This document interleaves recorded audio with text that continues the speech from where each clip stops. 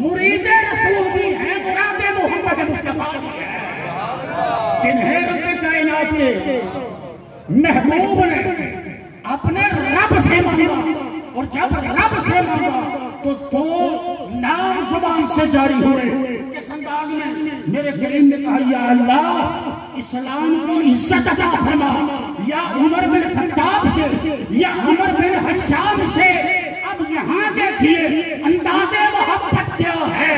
मेरे मुस्तफा की जुबान पर उमर बिन हश्शाम का नाम बाद में आया है, उमर बिन खत्ताब का नाम पहले आया है। रब कायनात ने इरशाद फरमाया, सोहना जिसका नाम तूने पहले लिया है, तेरा दिल उसे ही चाहता है, मैं उमर तुझे अता फरमा देता हूं, मैं उमर तुझे अता फरमा देता हूं। उमर ने इस्लाम कबूल किया तो हक व बातिल का फर्क वाज़ी हो गया। पहले छुप कर इबादत की, पहले कमरों में इबादत थी, पहले जुबाने हाल से ला इलाहा इल्लल्लाह कहने वाले को ज़दोकोब किया जाता था, मारा जाता था, पीटा जाता था।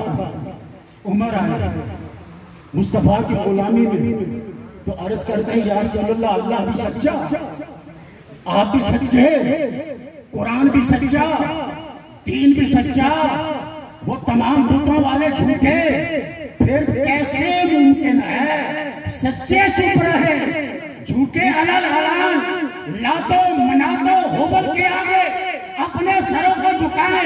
उमर क्या चाहते हो?